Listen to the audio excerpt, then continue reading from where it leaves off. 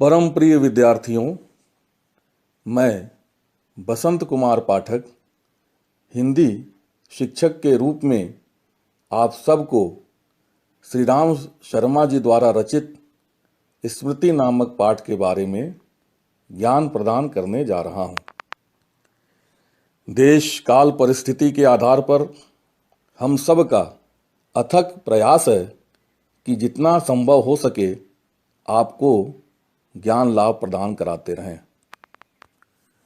पाठ की चर्चा करने से पूर्व श्री राम शर्मा जी के जीवन परिचय पर संक्षिप्त प्रकाश डाल रहा हूँ, कृपया ध्यान से सुने।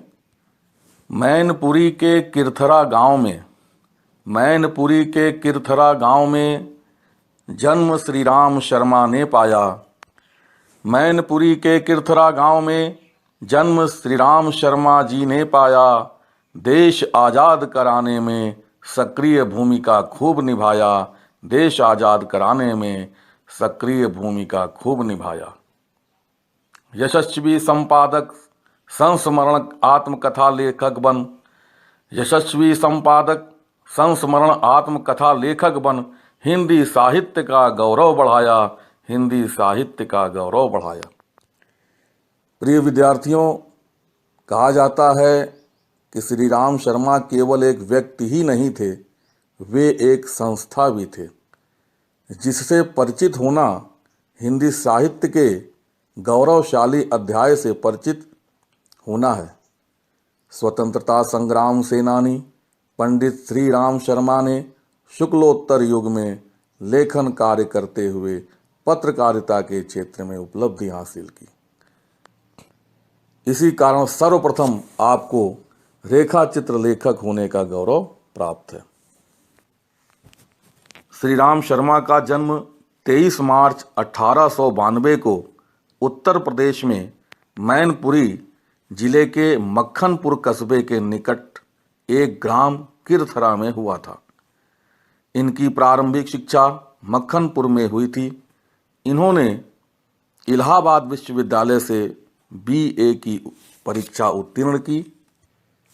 ये बचपन से ही अति साहस और आत्मविश्वासी थे। इनके गुण जीवन भर साथ रहे। राष्ट्रीयता की भावना भी इनमें कूट कूट कर भरी थी। ये महात्मा गांधी के आंदोलन से प्रभावित होकर उसमें कूद पड़े और जेल भी गए। राष्ट्रीय आंदोलन में भी इनका साहस और आत्मविश्वास इनके साथ रहा और अनेक कठिनाइयों में भी नहीं घबराए। इनके साहित्यिक जीवन का प्रारंभ पत्र पत्रिकाओं के माध्यम से हुआ और विशाल भारत के संपादक के रूप में इन्होंने विशेष ख्याति प्राप्त की। इनके जीवन के अंतिम दिन बड़ी कठिनाई में बीते और लंबी बीमारी के बाद 1967 में इनका देहांत हो गया था। बच्चों, साहित्यिक परिचय के अंतर्गत अगर बात की जाए, साहित्यिक परिचय, तो श्री राम शर्मा जी एक यशस्वी संपादक, आत्मकथा तथा संस्मरणों के प्रभावशाली लेखक तथा शिकार साहित्य के प्रणेता के रूप में सर्वप्रथम लेखक हैं। यह ध्यान रहे, शिकार साहित्य के प्रणेता के रूप में सर्वप्रथम लेखक हैं। इन तीनों रूपों में इन्हें सफलता मिली है। संपादक के रूप में चर्चा की जाए तो संपादक के रूप में इनका उद्देश्य वास्तविक तथा ज्ञानवर्धक सामग्री देना था। राष्ट्रीयता की गहरी छाप होने के कारण ये अपने द्वारा संपादित पत्रों में राष्ट्रभक्ति की प्रचारक रचनाओं को विशेष महत्व देते थे। इनके लेख का जनता पर सीधा प्रभाव पड़ता था। आत्मकथा तथा संस्मरणों के लेखक के रूप में अगर चर्चा की जाए तो बच्चों, इस रूप में भी शर्मा जी को पर्याप्त सफलता प्राप्त हुई है। इनमें इनके जीवन की सहज प्रतिभा का दर्शन होता है। हृदय की गति, तीव्र अनुभूतियों तथा व्यक्तिगत अनुभवों के कारण ये उपन्यासों से भी अधिक रोचक हो गई। राष्ट्रीय आंदोलन में सक्रिय भाग लेने के कारण सन 1942 के 1942 के संस्मरण और सेवाग्राम की डायरी में इनके आत्मकथा लेखक तथा आदर्श रूप दृष्टिगोचर होता है। इनके शिकार साहित्य में आत्मकथा का गुण विद्यमान है।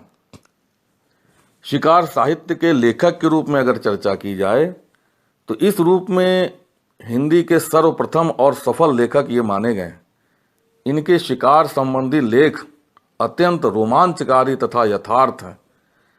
ये इतने आकर्षक और कौतूहलवर्धक हैं कि पढ़ना आरंभ करने के बाद उनके अंत किए बिना छोड़ने को मन नहीं करता। अर्थात एक बार पढ़ना शुरू किए तो जब तक पाठ समाप्त ना हो जाए, पाठ फिर बंद करने समाप्त करने की इच्छा नहीं होती, लगातार पढ़ते रहने का ही मन होता है। इनमें विविध पशुओं, पक्षियों तथा शिकारियों के मनोभावों का बड़ा ही सुंदर तथा सजीव वर्णन किया गया है। शिकारियों के अंतर्द्वंद्व का चित्रण इनके मनोवैज्ञानिक ज्ञान का जीता जागता उदाहरण है। इन्होंने विभिन्न रचनाएं रची जो कम से कम 20 तो है ही, जिसमें विविध विधाओं की प्रमुख रचनाएं निम्न हैं। संपादन के रूप में विशाल भारत की रचना की, आत्मकथा संस्मरण के रूप में सन 42 के संस्मरण तथा सेवाग्राम की डायरी लिखी, शिकार साहित्य, प्राणों का सौदा, बोलती प्रतिभा, जंगल के जीव आदि इनकी रचनाएं प्रमुख हैं। बच्चों, इस तरह से जीवनी, संस्मरण व शिकार साहित्य आदि विधाओं पर लेखनी चलाने वाले श्री राम शर्मा साहित्य जगत में अपनी उपलब्धियों के लिए सदैव स्मरणीय रहेंगे, याद रहेंगे। बच्चों, अगले वीडियो में पाठ का सारांश दिया गया है, कृपया आप ध्यान से समझने की कोशिश करें।